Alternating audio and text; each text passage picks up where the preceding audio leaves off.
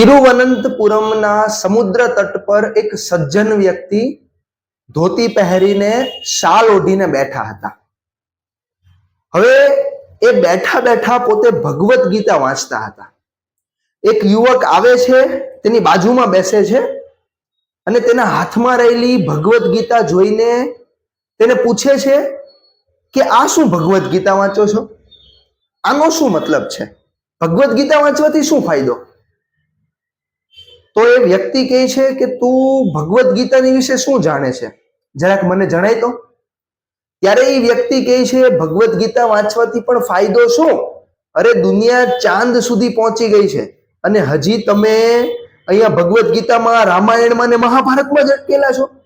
જરા ઊંચું વિચારો, જરા આગળનું વિચારો. દુનિયા ક્યાં પહોંચી ગઈ અને તમે હજી અહીંયા જ છો.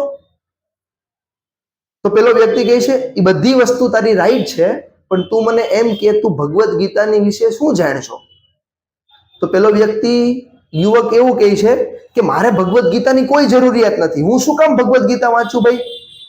હું પોતે ડોક્ટર વિક્રમ સારાભાઈ સંશોધન કેન્દ્રનો વિદ્યાર્થી છું. હું પોતે વૈજ્ઞાનિક છું. મારે ભગવત ગીતાનું શું કામ? આ વાત સાંભળીને પેલા વ્યક્તિ હસવા લાગ્યા. હવે થોડી જ વારની અંદર એ સમુદ્ર તટ ઉપર બે મોટી ફોર વ્હીલ આવી. એક ફોર વ્હીલ ની અંદરથી ને દરવાજો ખોલ્યો અને બે કમાન્ડો નીકળ્યા, અને બીજી ફોર વ્હીલ ની અંદરથી ને દરવાજો ખુલે છે અને એક સિપાહી નીકળે છે.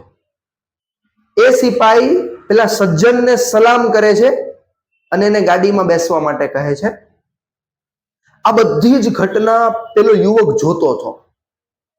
હવે યુવકના મનમાં એમ થાય છે કે આ માણસ કંઈક મોટો વ્યક્તિ લાગે છે.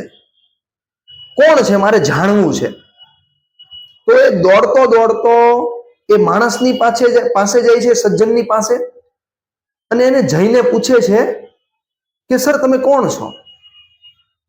ત્યારે પેલો વ્યક્તિ કહે છે કે હું પોતે ડોક્ટર વિક્રમ સારાભાઈ છું.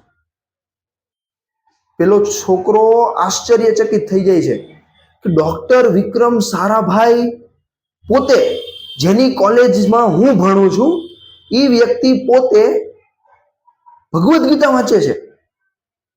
આ વસ્તુ જોઈને એના અંતર્મનની અંદર પરિવર્તન આવે છે અને એ વ્યક્તિ પણ પોતે ભગવદ્ ગીતા, મહાભારત, રામાયણ અને બીજા કેટલાય બધા શાસ્ત્રોનું વાંચન કરે છે. અને એ વ્યક્તિ પોતાની આત્મકથાની અંદર એક વસ્તુ લખે છે, એક વાક્ય લખે છે. સાંભળજો. એ વ્યક્તિ શું કહે છે ખબર?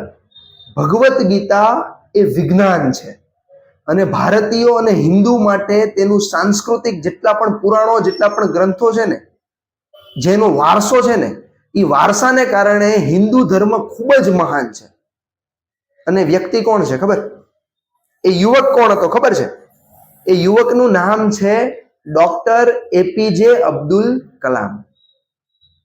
તો બાળકો, આપણા જીવનની અંદર પાયારૂપી જો કોઈ વસ્તુ હોય તો એ વસ્તુ છે ગીતા સાર, આપણી ભગવદ્ ગીતા. જો તમે ભગવદ્ ગીતાનું વાંચન કરશો તો જેમ ડોક્ટર એપીજે અબ્દુલ કલામે તેમની આત્મકથામાં કહેલું છે કે ગીતા એ વિજ્ઞાન છે, તો તમને ઓટોમેટિક વિજ્ઞાનની માહિતી મળી જશે. નમસ્કાર, જય શ્રી રામ.